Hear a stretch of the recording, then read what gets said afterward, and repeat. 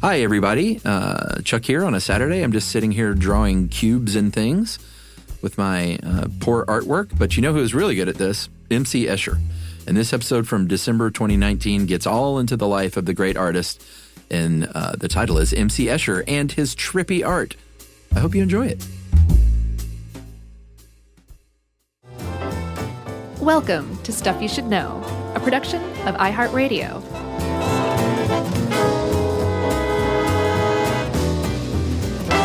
Hey, and welcome to the podcast. I'm Josh Clark, and there's Charles W. Chuck Bryant, and there's Jerry over there, and this is Stuff You Should Know, the artsy edition. It's Jerry Roomtone Rowland. Yeah, I think that's make-believe stuff. Roomtone? Yeah, she might as well be like, let me capture a few fairies in this mason jar first. I think it's the same thing. We may need those in the final edit. Fairies. I don't know what it is about, to explain to everyone, roomtone is you do this on film sets and in studios where you just make everyone sit completely silently while you capture the sound of the room. Mm-hmm. So I guess you can, what do you do with that, Jerry? Do you layer it in case you need it or something? Did you hear that, everyone? She said she cleans up the background. To everybody listening, it sounded like wah, wah, wah, wah, wah. There's something about it, though. It's like being in church and getting the giggles. Like, it's really hard, especially on a film set when there's like 50 people standing around, being completely silent, no one farting. I suspect it's strictly a power trip. You think so? By the person calling for room tone. That's what I think. I'm going to start doing that at my house when things get out of hand. Room tone! Right, exactly. See if that works. Don't make me bust out the room tone on you. Well, since we're none talking of that about, has to do with this. No. I was going to say, since we're talking about room tone, obviously the topic today is MC Escher, who is well known for going berserk anytime someone asked him to be quiet for room tone. He would trash chairs, grab reptiles straight out of the 2 dimensions and throw them into the 3rd dimension, just do all sorts of weird stuff. That's funny. Did you think so? Mm-hmm. That was a joke just for you. Yeah, so everyone knows MC Escher if you've ever been to college or taken drugs. Or sold drugs to somebody in college. Yeah. Then you've probably seen hands, drawing hands, or, I mean, that's not what the name of that one was, but. It's called Drawing Hands. Oh, is it? Mm-hmm. Or some of his more famous ones are these impossible rooms, like stairs that lead to sideways stairs, but you got to wrap your head around it in a certain way to even make sense of it all. Right. Or stairs that lead into other stairs that lead back into the other stairs. It's just constant. Or I'm a big fan of that one self-portrait he did in the... With the sphere? Yeah. The mirror sphere. Mirror sphere. Like yeah. It's cool. It is very cool. I'm not crazy about the face, even though I'm sure he did it exactly precise. Mm-hmm. But the hand, if you look at the hand, it's really realistic. It's very pretty. Yeah, I mean, I like this stuff. This is not my style, as in anything I would put on my walls these days. Mm-hmm. But I still think he's one of the coolest, more innovative artists out there. Yeah. And there's a great factoid that I hope will hold till the end. Which one? Or not the end, but kind of where it falls in our what non-outline. What does factoid mean again? Does that mean you've killed 10% of all the facts? That's right. And this is just one of the 10% remaining? That's right. Okay. Gotcha. So one of the things, Chuck, about MC Escher that I found was that if you were impressed by his work, prepare to get exponentially more impressed as we talk about how he made those works, too. Well, that's the fact of the show for me. Oh, okay. That's the factoid you're Yeah, well, you got to hold on to that. Oh, sure. Okay. I was just teasing it a little bit. I didn't know that's what you were talking about, although I should have guessed. Yeah. So this is us talking about an artist, which means that we should probably talk about the artist being born. Mm-hmm. And in the case of MC Escher, whose name, by the way, was Moritz Cornelis. I want to say Cornelius, but there's no U in there. I think Cornelis. Sure. Escher. I nailed the last name. That's right. Name. But I misspoke on name. Oh, you didn't say I said name. Nerm. I said I nailed the last Nerm. This is the point where the people say, get to the point already. Well, we are at that point. That's MC and then Escher, born June 17th, 1898, not 1989, as the Grabster put it. Yeah. I was like, man. He's like, here's some numbers. He was born in Leeuwarden, Netherlands, grew up in Arnhem, which is about 60 miles southeast of Amsterdam. Is that right? Yeah. Okay. I mapped all this stuff out. Nice. It's all in kind of that general area. You went on a little Google tour? Sure. And he signed, even from early on, as MCE, he signed his paintings, although people called him Mauk, M-A-U-K, friends and family. Right, which doesn't mean anything, Ed points out, but it's just like, an affectionate term for Moritz. Yeah. Is it Moritz? Probably Moritz. Moritz Cornelis Escher. But it could also go the way of Morris. So is it Moritz or Moritz? I don't know. I wish I knew. Well, what we do know is that, and this we should put a pin in because it sort of plays a big part in how he pursued his art, but his dad had some money. He was a rich kid. Yeah. For sure. Which really helps, as we'll see, as he's traipsing around Europe on Dad's dime. Slowly getting better at art. Slowly. Yeah, that's a good point because he was not great in school. He did love drawing class, but apparently wasn't, he didn't have his second grade teachers falling over themselves about what a talented artist he was. No, and apparently he also didn't consider himself much of an artist, although he engaged in art. Like he did produce art from a very young age. He was terrible in school except at math and at drawing. And apparently when he was in grade school, primary school, he failed his finals, all of them except for math. And I read that his father noted in his journal with some affection that his son consoled himself by producing a linotype of a sunflower. That's how he made himself feel better after failing out of school. Well, and he was somewhat adept at math early on, but it's interesting. His work is highly mathematical as far as art goes. But later on in life, when he was confronted with real mathematicians, he would sort of be like, "No, not me, man. Like, I'm an artist. Well, I'm not that kind of mathematician." So I said, yes, but he was, most of his friends were mathematicians. Yeah. For most of his career, he was mostly appreciated by mathematicians and scientists. Those are the people who really vibed on his work. And drugs. That came later. Okay. That came later when he got real popular. But I saw that somebody made a movie called Journey into Infinity. Oh. It's a documentary, a full-length documentary. I believe the whole thing's on YouTube. And it starts out, or the trailer starts out with Graham Nash saying, "Hey, I called up MC Escher one day just to say, Mr. Escher, I think you're a really great artist. That's all I wanted you to say." And he said, "I don't consider myself an artist. I consider myself a mathematician." Oh, really? Yes. So I'm going with Graham Nash's interpretation. That runs counter to this. Spoke to him directly, yeah. Yeah, I mean, it's crazy. He, not to spoil anything, but he died in 1972 at just 73. So, if he would have lived to his mid-80s, which is somewhat reasonable, he would have been alive in the 80s, which just seems so weird. It does seem kind of weird. Yeah. Because he seems countercultural for sure, even though his personality was not very countercultural. No. And he didn't really have much love for hippies.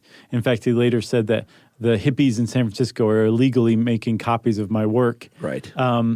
He didn't exactly follow, the normal, usual beat throughout his lifetime. And he was a mathematician. He was a bit of a square, but he was also a very imaginative square. That's right. I was trying to make a square joke, but it's not coming to me.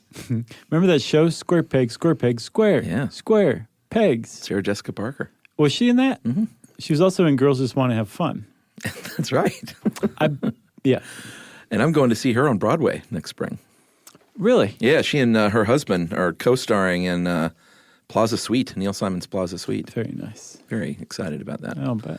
I'm trying to align it with the Bonnie Prince Billy show, but they're like a week apart. And I'm like, I can't just stay in New York for a week. That's a lot of time to kill, especially when there's hourly flights between Atlanta and New York. I know. I may just go see Bonnie Prince Billy and come home because he didn't play much. But that's a story for another day.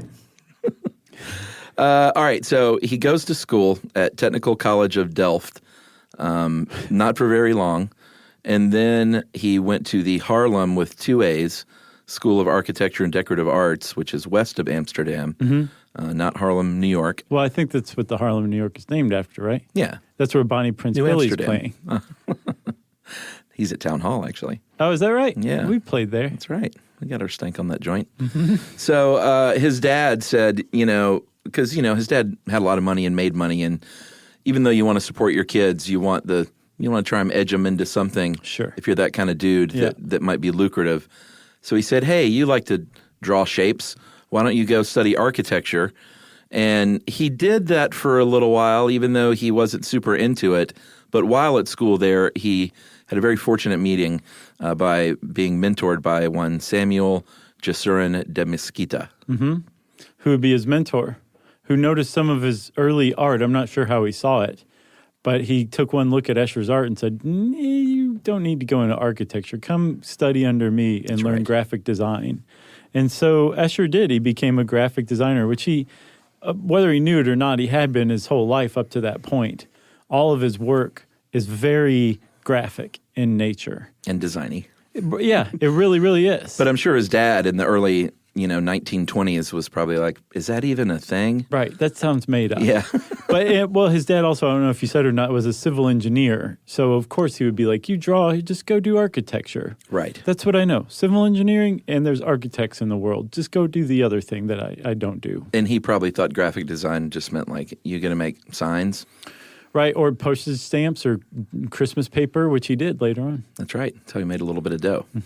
So in the early 1920s, he started on his sort of rich kid journey, traveling around Europe on his dad's dime. On a gap year that was really, really long. Very long. But on one of these trips, he went to a couple of places that would end up having a big influence on him. Yeah. One in Spain at the Alhambra, and then just traveling through southern Italy, through the countryside. Yeah, he just fell in love with Italy. Yeah, but in Spain, this is one that didn't bear fruit right away, but he was really fascinated by these mosaics and tessellations, which are described as... Okay. They are repeating designs that interlock with one another, leave no space between one another, and that when you fit them together, they fully cover a plane, which is harder to do than you would think. Yeah, like if you've ever seen the Escher fish sort of tessellation. The white fish and the black fish kind of working in one another. Yeah, that's a perfect example. And he would do this a lot later on. If you've ever played Cubert. Yeah. Those cubes are tessellations. Sure. A certain kind. Yep. But he got really into this, even though it wasn't like right away that he started doing these things. That sort of came a little bit later. But what he did do was started drawing the Italian countryside because he loved it. Loved it. I mean, like he went to Italy and was like, this is my home. Yeah. And he was quoted at one point in time as saying, like, he never wanted to become an Italian among Italians. Yeah. He liked being a stranger, but he loved Italy. Which is an interesting thing to say. I'm not exactly sure what it means. I think what he was saying was he likes being a visitor to Italy rather than... There's a certain amount of responsibility that comes with being one of us. You know what I mean? Sure. Whereas if you can be like that guy over there who we'll accept him, we're not going to throw rocks at him every time we see him or anything like that, and we'll take his money and, maybe even say hi to him or whatever. But we'll leave him alone. We won't include him in our expectations of what it means to be a local. Gotcha. That's what I think he was after. Clearly, I can identify with that. Well, that kind of came through in his work, too, because if you'll notice, even in these... before he started doing the like trippy three-dimensional hands drawing hands and stuff, when he was doing countrysides, he didn't do a lot of people, didn't do a lot of faces. People were very much in the background and nondescript. But even when you look at these, when you say Italian still lifes of countrysides, what came to mind for me were these beautiful, lush, colorful recreations of a countryside. Nope. When you look at these, they still look very much like in the MC Escher style that we all know. Yeah, like very clearly. And a lot I of love that, them too. They're cool. Yeah, they're beautiful. Yeah. They're black and white and then shades of gray, which is all just shading, right? Yeah. But they are beautiful in their way, lovely even. I like this stuff more than the trippy stuff. Oh, yeah? Yeah, I mean, this is something I would put on my wall. You're an art snob. You're like, oh, I only like Escher's early Italian landscapes. Oh, man. You take that, save that trippy stuff for Graham Nash. I'm so ashamed. No, I think it's great, Chuck. You have totally cultivated right, yourself. But they are gorgeous. And then in 1923, he met his wife, whose name was Jetta. Jetta Umiker. That's right. Very nice. Thank you. She was Swiss. I learned from the best. They met her in Italy, but she was Swiss. And she went home, and they sent a bunch of love letters. It's a very sweet story. I'm sure an MC Escher movie would be pretty cool. Somebody wrote a script, or they wrote a dissertation about the process of writing a script about MC Escher. It's from University of Texas. They wrote it in 2017. I can't remember the name of it, but just look up. Oh, just some random stuff comes up if you look up mosquito boot print, which will come up later. Oh, right. But if you search that on Google, it brings up. Have you ever done that? Have you ever been like, I'm bored, I want to see what weird stuff I can unlock from Google? No. And it takes a certain amount of skill because Google wants to give you exactly what you're looking for. It doesn't want to give you just randomness. Sure. So you have to trick it. So maybe you'll type in a weird word or the first 3 letters of a word or something like that. And weird stuff will start to come. Well, if you type in mosquito boot print, probably only like the first 3 of them pertain to MC Escher, and the rest are just a random assortment of links. I remember early in the days of Google, we had a mutual friend who they did this, what I thought was a very dumb game, where they would try and find 2 words together that they would try and produce the fewest amount of Google results. Yeah. And whoever could put 2 words together that found the fewest won. Yeah. And I don't know if you remember them doing that, but So I don't know. I don't remember who you're talking about. Colossal waste of time. But I remember that some guy did like a TED Talk about that. Or Oh, really? Yeah. Oh, well, maybe I'm the dummy. No, it was meh. I mean, look at me. I do like MC Escher's early work. I think that's awesome. I mean, what taste? Yeah. You know? So he meets and gets married. She returns to Italy, and they marry in 1924. Do you mean Jetta Umiker? That's right. She would become Jetta Escher. Jetta Umiker Escher. And they had a son named Giorgio. Later had sons Arthur and Jan. And they were still just sort of traveling, and his dad was, even though he was married, his dad was still footing the bill.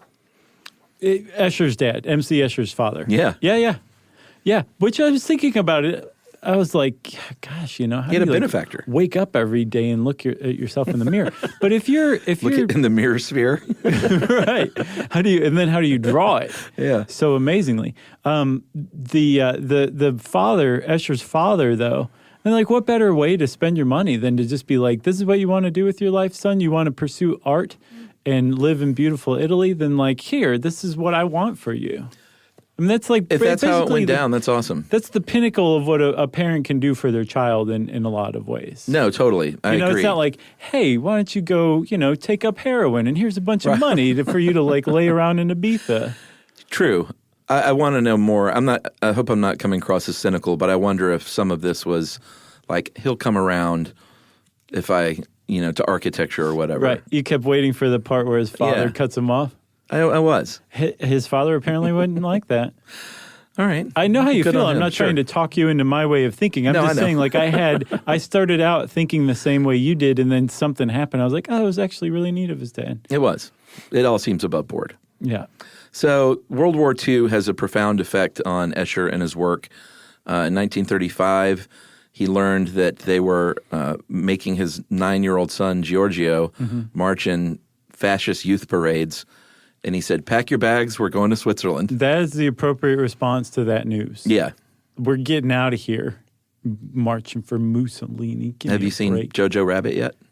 No. Is it good? It's is great. it as good as it looks? It's great. Oh, I can't wait. It's great. Everything about it is great. Do I need to see it in theater? It doesn't seem like one I have to see in the theater. No, I mean, it's always fun to laugh with a big group of people, although by now it's probably thinned out. Yeah. And I was laughing a lot, and people weren't laughing. Oh, I like that. Kind of one of those deals. Yeah.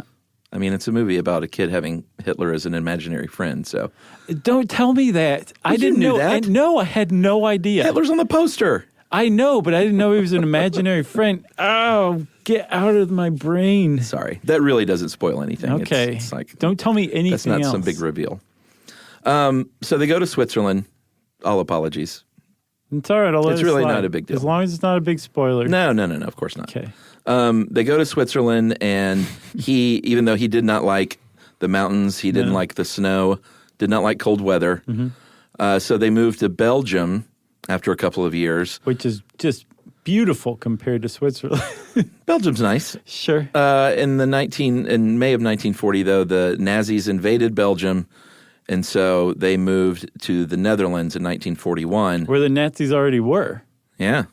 So I it's guess not they were were like, can't occupy it again. well, and it's home. Right.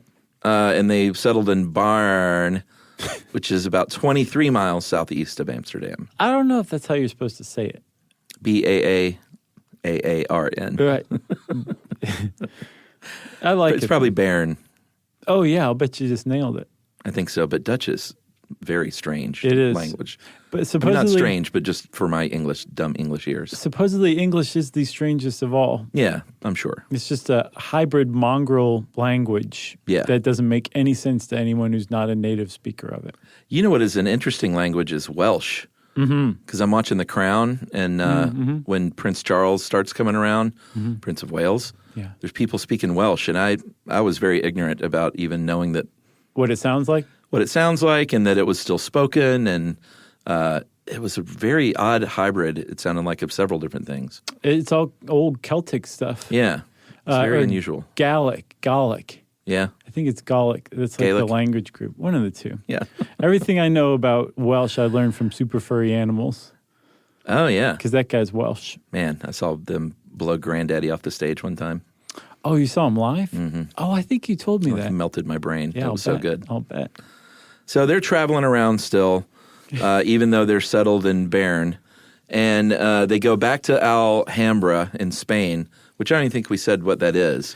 No, it's a 13th century Moorish castle from Yeah. when the Moors conquered Spain. It's beautiful. It is very beautiful, and they built it in the Moorish style, and then it was eventually like taken over by the Christian like royalty that explored the New World and all that stuff. Yeah. But this castle was done in these tiles that are renowned for being some of the most beautiful geometric, like Islamic patterns you've ever seen in your life. Yeah. And they got to Escher. He'd seen him before, but it was, I guess he was like, oh, that's kind of cool. Right. But the second trip that he went back with after they moved from Switzerland, I think, to Belgium, or maybe to Switzerland, that's when he was like, I am obsessed with these now. Yeah. These tessellations. Started drawing them. Jetta did too. It says that they worked together. So I didn't know that she was an artist. Yeah, I didn't either. But they, World War II comes back around. Well, not comes back around. It never left. Let's be honest. But Spain would devolve into civil war, and so this meant that he was kind of stuck in outside of Amsterdam for a little while longer. Yeah. He wasn't doing as much traveling. No, he was in the Netherlands, and he rekindled his friendship with Mesquita, his old mentor, who had stayed in Netherlands this whole time. And Mesquita was Jewish, and he was taken away by the Nazis eventually. He was killed at Auschwitz, I believe, with his wife. Terrible. And their son was also killed at another concentration camp by the Nazis. And this really got to Escher. Yeah. Like, this is one of his dear friends, and he had a sketch of Mesquita's. When he went to his house to visit Mesquita, he found the door was open and they weren't there, and they'd clearly been taken by the Nazis. And one of the pieces of artwork that he gathered together to preserve was a sketch of Mesquita's that had a Nazi boot print on it. And that's what you were referenced earlier with your Google search. Mesquita boot print. Was there a picture of it? No, I couldn't find anything aside from the fact that it was a sketch. Not that it was a sketch of what or anything like that, just that there was a sketch of Mesquita's that had bore a boot print. And that Escher hung on to this his entire life. It was very important to him. And he was not a very flowery, like passionate man or anything like that. I get the impression that he, and this is Escher I'm talking about, that he internalized a lot of stuff. And I think that him holding on to that piece of art was probably more significant than even it appears on the outside. Yeah, and supposedly hid some people from a Jewish family during the Nazi occupation years, and also during those same years did not exhibit or release any prints. Wait a minute. I think you just said hid some people from a Jewish family. Or did you say hid some members of a Jewish family? Well, people, members of a Jewish family. But you said from, I think. Yeah, I mean, like they were from a Jewish family. And Gotcha. He didn't hide them from the family. Right. Yeah. Don't tell a Jewish family that you're hiding over here. No, that would have been weird. Mm-hmm. So maybe we should take a break now. Oh, I think it's unraveled. Sort to the through point. who the good guys are. Yeah. All right.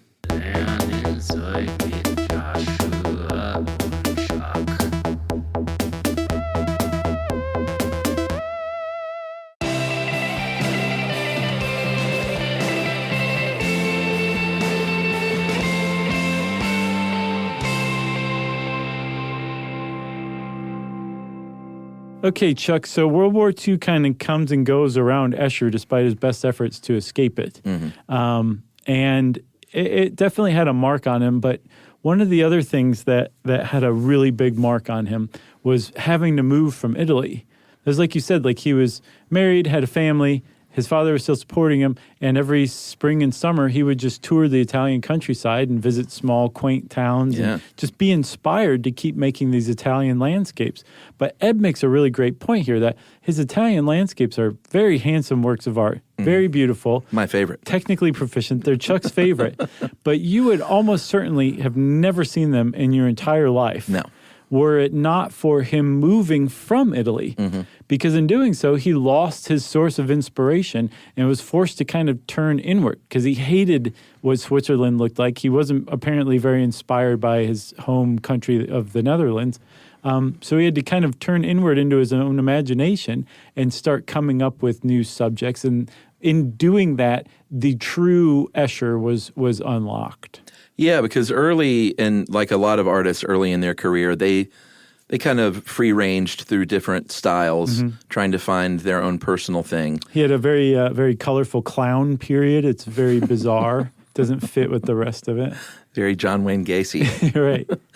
But you can very clearly see, if you look at Mesquita's work, the connection and the influence from him.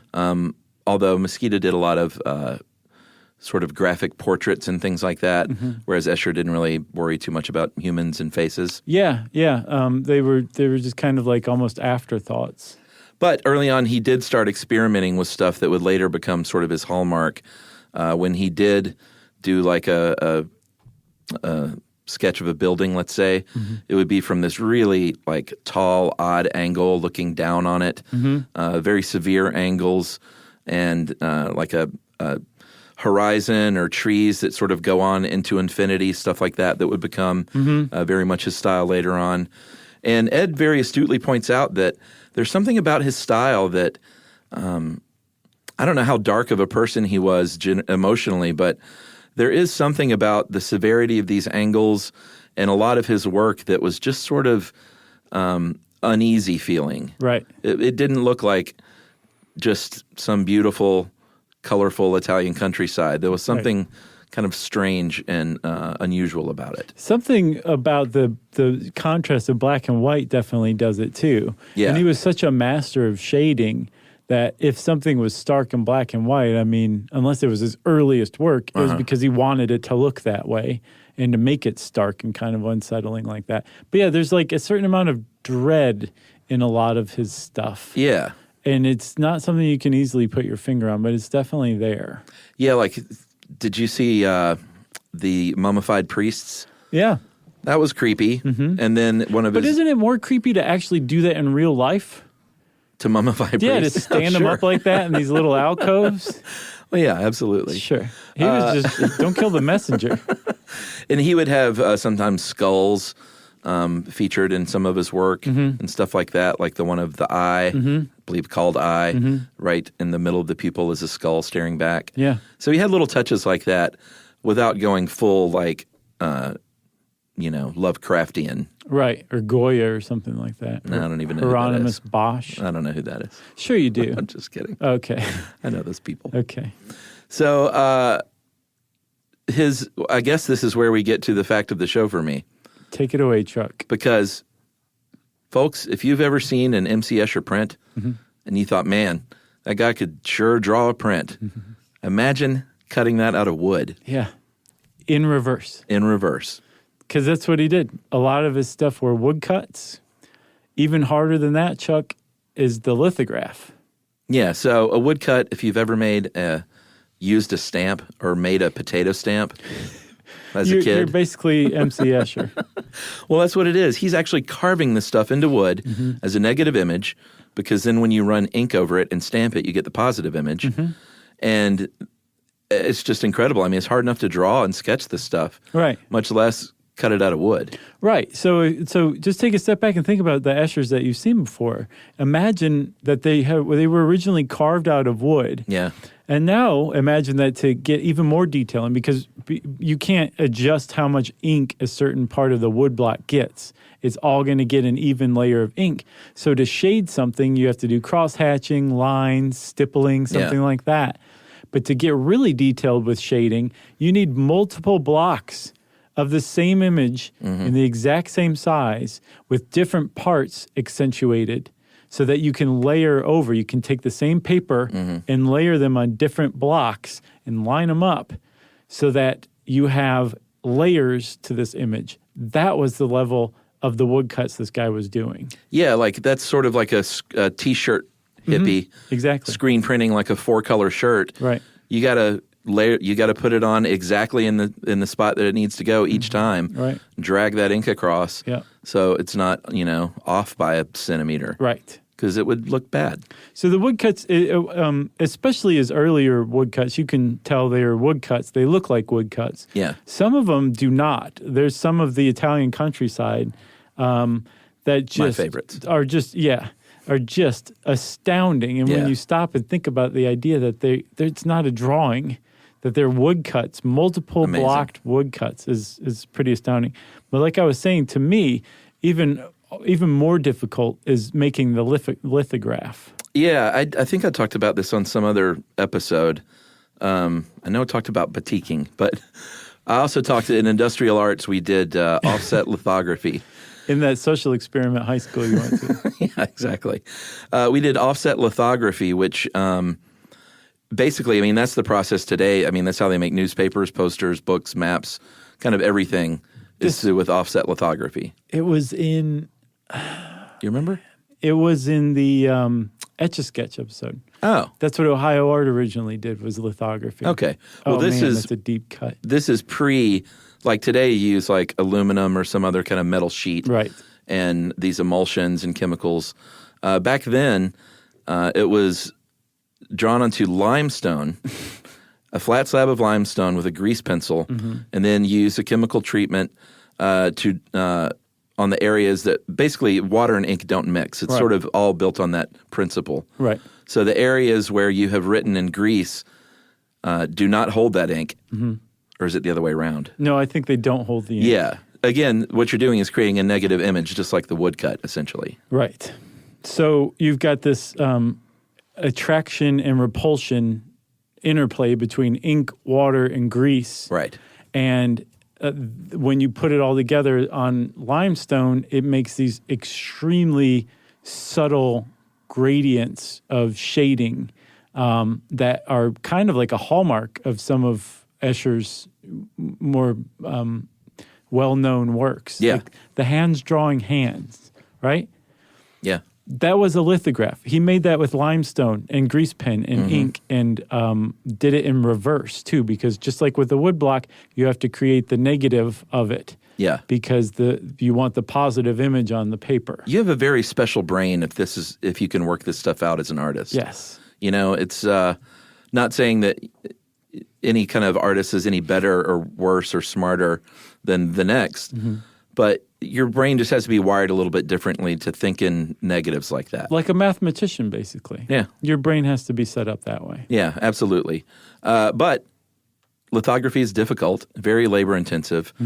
So later on, he would hire a lithographer to actually create his prints after he has sketched and drawn this stuff out. Smart move. And he would destroy the limestone. Well, he wouldn't destroy it. He would scrape it clean so he could reuse it. Right. So that's the reason, like, if you want to buy an original MC Escher, good luck.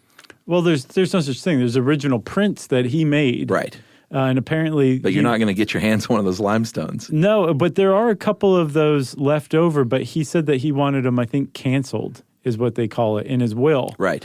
Where intentionally damage it, so that even if you got a hold of one of these things and you were like, I'm going to print me a brand new Escher, there'd be like the negative image of Snagglepuss like comes through and like the hand-drawing hands picture. And he did not do many original prints from those original woodcuts and lithographs either. I think he only did 10 of still life with spherical mirror. And so anything you buy in a Spencer Gifts is going to be a print anyway. What? They told me it was an original. You mean Bikini Lady on Corvette? You could probably get the original of that at Spencer's. You probably could, the original negative.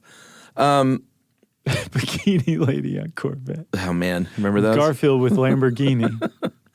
These lithographs, he would also layer those just like he did with the woodcuts, creating multiple plates to layer on top of one another for shading and toning and stuff like that. Right. It's just amazing. Yeah. I mean, I did it to make a Monkeys t-shirt. I forgot you used to screen print too. So did I. Yeah. Yeah. Well, actually, the Monkeys t-shirt was screen printing. I think I can't remember what I did for a lithograph. I think something to make a notepad. It said like my name and something else. Oh, that's right. So you screen printed in industrial arts. Yes. Okay. Like were you ever employed gainfully as a screen Oh, printer? no. Oh, no. Did you do that? Yeah. No, I mean, I would have loved to. I wasn't good enough. It's not hard.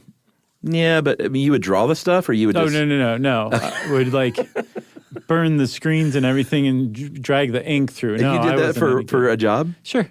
Well, like high school? No, this is college. It was college. What kind of dough do you make doing that? Jack. Yeah? But it's fun. It's cool work, You just listen Get to music paid in and beer and a few bucks? pretty much hang out with some cool dudes and, that's about it. Yeah. I gotcha. Yeah. Say it's no a more. good early college job, you know what I mean? I think it'd be cool. And I mean, there's a very cool local t-shirt shop here that every time I go over there, because that's where our friend, the patch maker, Katie Culp works. Or at least she used to. I think she's got her own space now. Oh, cool. But she shared a space with t-shirt dudes.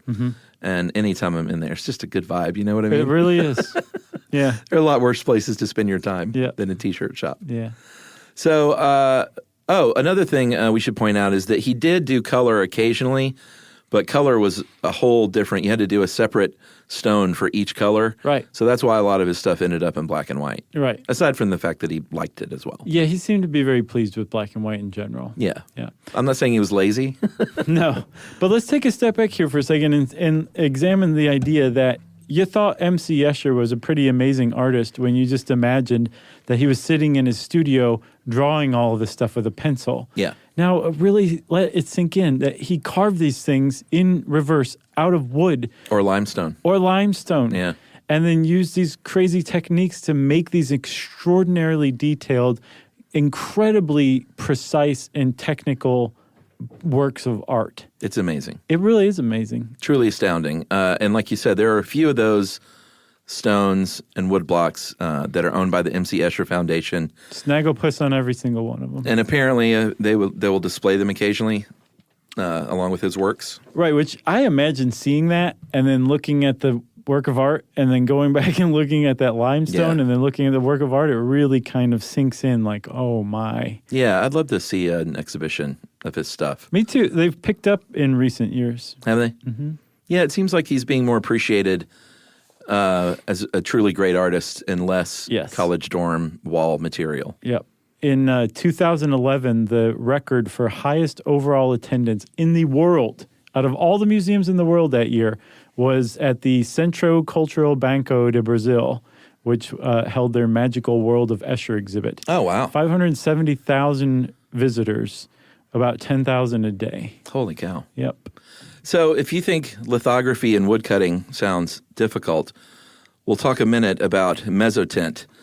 That is sort of like woodcutting, except you're using a sheet of copper that starts out as a rough surface and then use these little tools to smooth out things that are going to be the image, applying that ink and then wiping it off. Right. So the places you smooth out are don't have ink. The ones that are going to be white on the paper or blank on the paper, right?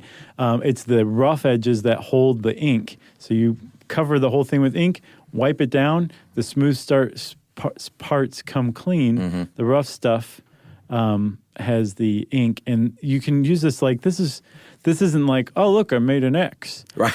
This is like incredibly fine stippling is possible with these copper plates and all this, and a mezzotint.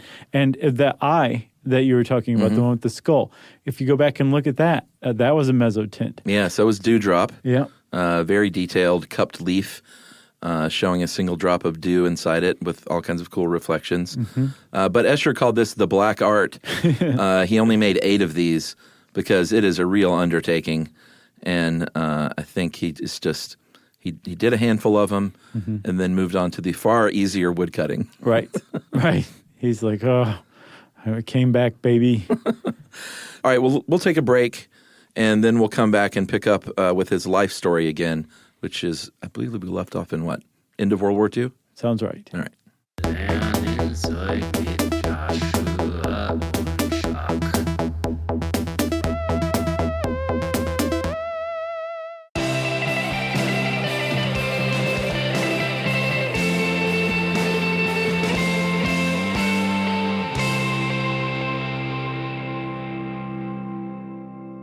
Okay, World War II's over. MC Escher was, like a lot of people, very rattled by that experience in Europe.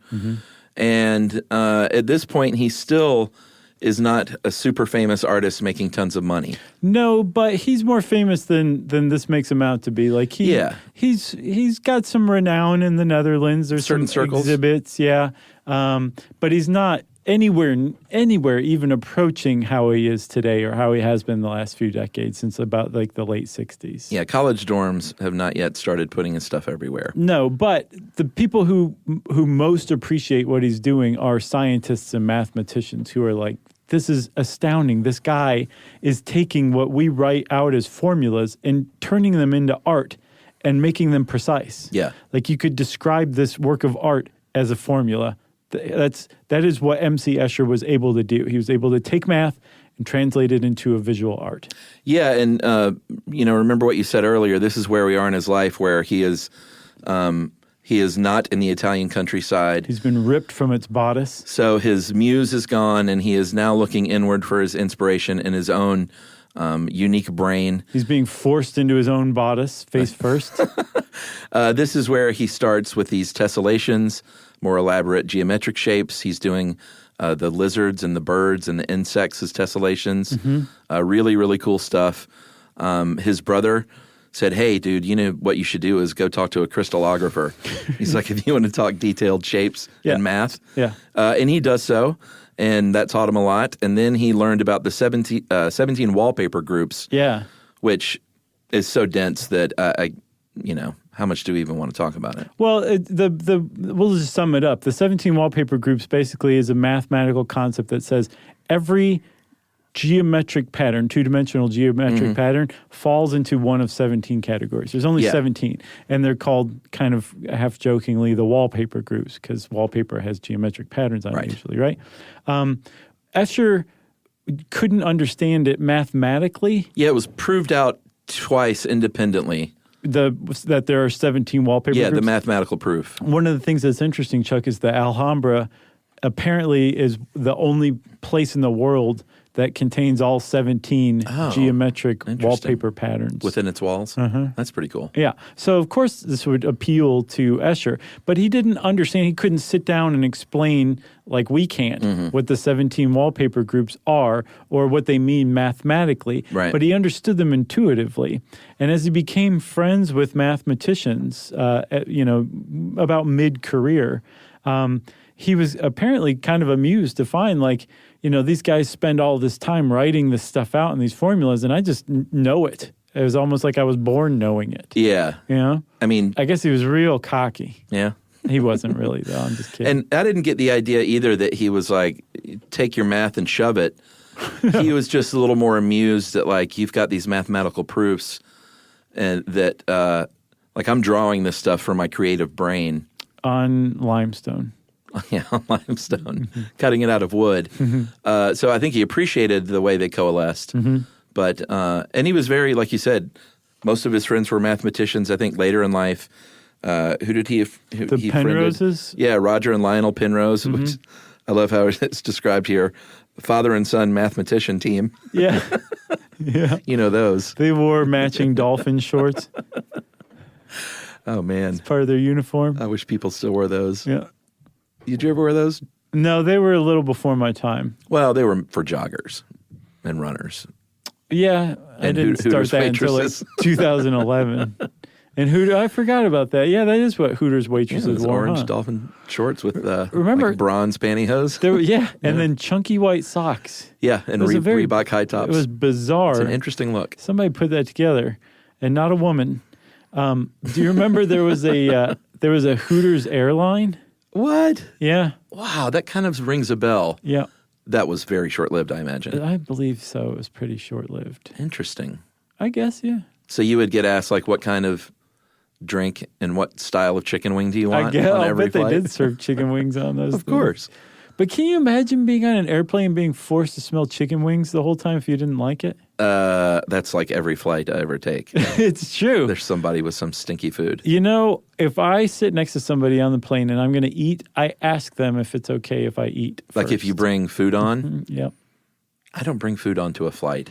Sometimes, dude, you just have to. Yeah. It's a long flight, and Sure, I'm not gonna- they I'm run not- out of turkey wraps like in the first half a second. So you just pull out your what?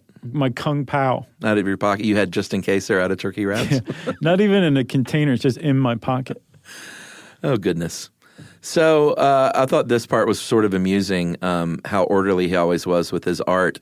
And he tried to get into chaos a bit in this one work, Contrast, parentheses, Order and Chaos, parentheses, wherein he went and dug up a bunch of trash and said, I will draw chaos. And it ended up being, if you go and look at it, there's like a broken bottle, a broken eggshell, an open sardine tin, a broken clay pipe, and some other refuse drawn to like perfect, or I guess woodcut or lithographed with perfect, beautiful precision. Right. That was chaos, Yeah. his interpretation of it. He just couldn't do it. He was very much preoccupied with chaos. He has a very famous quote, probably his most famous quote, "We adore chaos because we love to produce order." And he's like, by we, I mean me, Yeah, I was about to MC say. Escher. Sounded very much like an I statement. But he was very much into geometry and precision and clean lines and all of that. Yeah, and also as his career would progress, these repeating patterns on a finite space. If you've seen his Circle Limit series, that's where you'll find the fish or these demons, and they start out with like one in the center, and then there's a pattern all around, and as it gets closer and closer to the edge, they get smaller and smaller and smaller. Right. And you can just sort of imagine that there is no end Right. to these shapes. That they're just going infinitely around the sphere. Yeah. Perfectly. But again, you have to stop and remind yourself this is a two-dimensional image I'm looking at. Right. And then secondly, this is cut out of wood.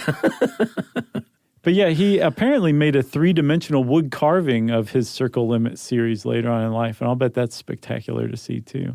He made a what? A three-dimensional wood carving of it. Interesting. Basically proving that his two-dimensional drawing was accurate Yeah. because he made it in the three dimensions. That's awesome. Yeah, it's pretty. He was just showing off toward the end there. I like reptiles. Yeah, that's a good one. Aside from his early countryside work, that is far superior. The tessellation of the lizards and reptiles is really neat. That's the one that has the lizards being like crawling off of the page as a drawn image, circling around, walking over some books, and then crawling back over onto the page as a drawn image. Yeah. Very neat. It's a lot like the hands drawing or drawing hands one, kind of, where the hands are drawing themselves or one another, but they're also three-dimensional too. And that actually kind of jives with another quote he had that I think really sums that style of art up. He said, "The flat shape irritates me. I feel as if I were shouting to my figures, 'You are too fictitious for me. You just lie there, static and frozen together. Do something. Come out of there and show me what you are capable of.'" And he would shout it just like that. And then Jetta would back out of the room slowly. Okay, dear, here's your tea. Yeah.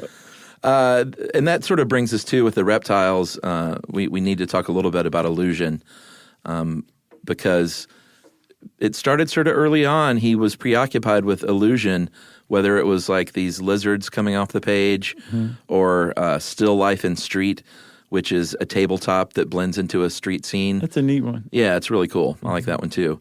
Or Relativity, which, I don't know. I mean, is there a most famous? Maybe Hands? It's between Hands, Self-Portrait with Sphere, and Relativity. Yeah, Relativity is the one with the staircases. Yeah, and people going up and down stairs that don't go anywhere, but they go everywhere, and they circle back on each other, and it's just an impossible staircase.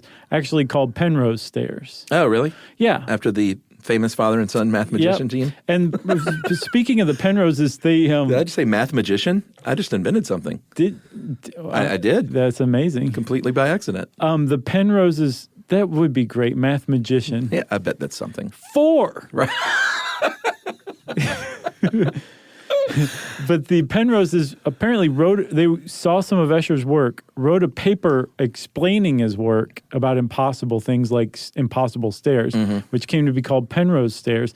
And Escher was either mailed a copy of this or somebody pointed it out to him. So he created something called House of Stairs or Upstairs, Downstairs, one of the two, and sent one of the original prints to the Penroses.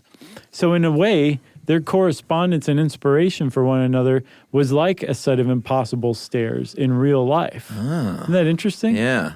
And this is, we were talking earlier about how his work somehow felt unsettling.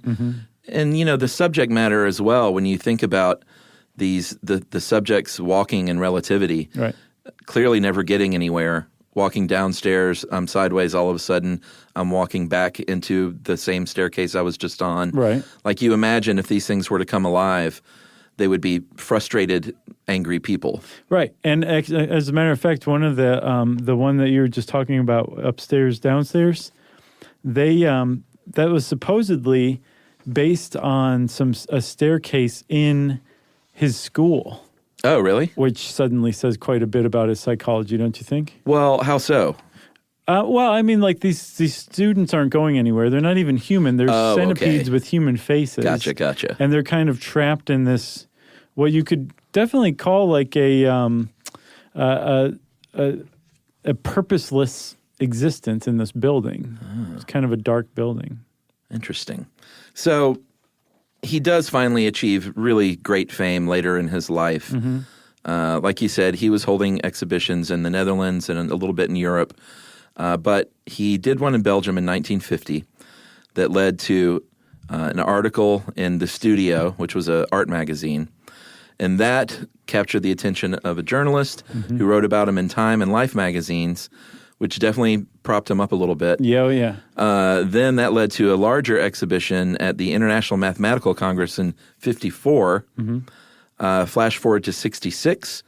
He was featured in Mathematical Games column in Scientific American by Martin Gardner. Math magician. I guarantee you that's a thing.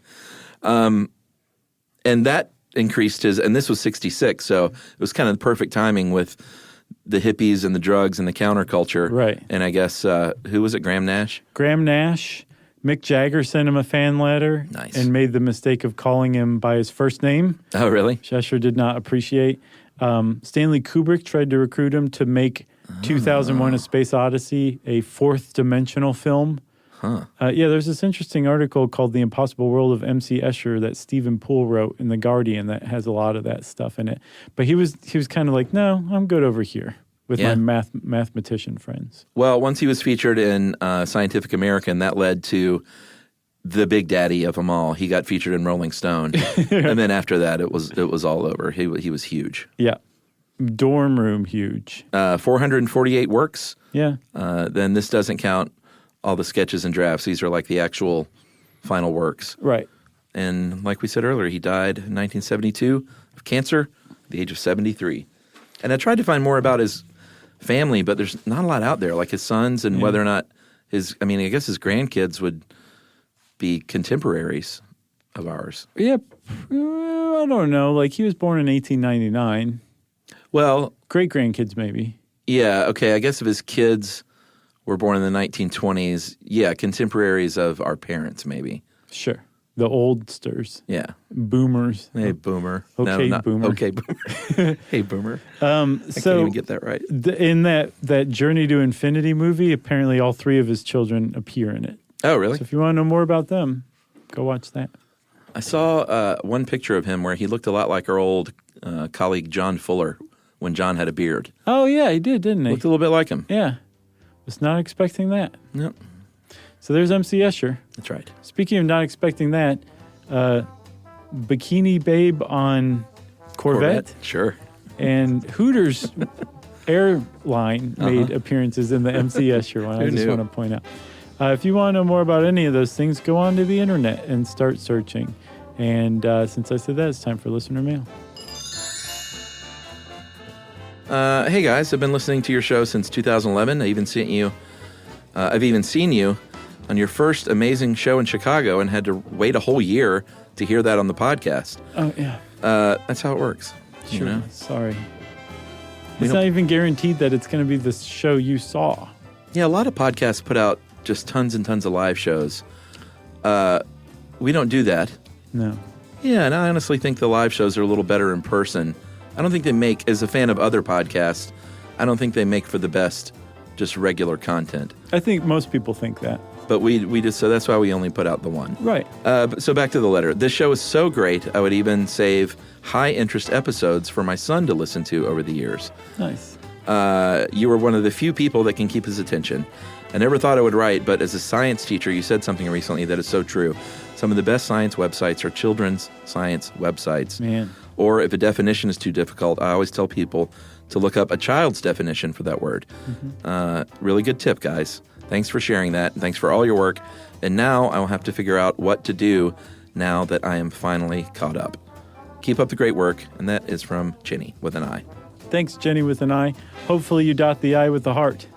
Maybe with a little reflection on the side of the heart. You remember that one? 2 curved lines, topped and I guess bottomed with a straight line.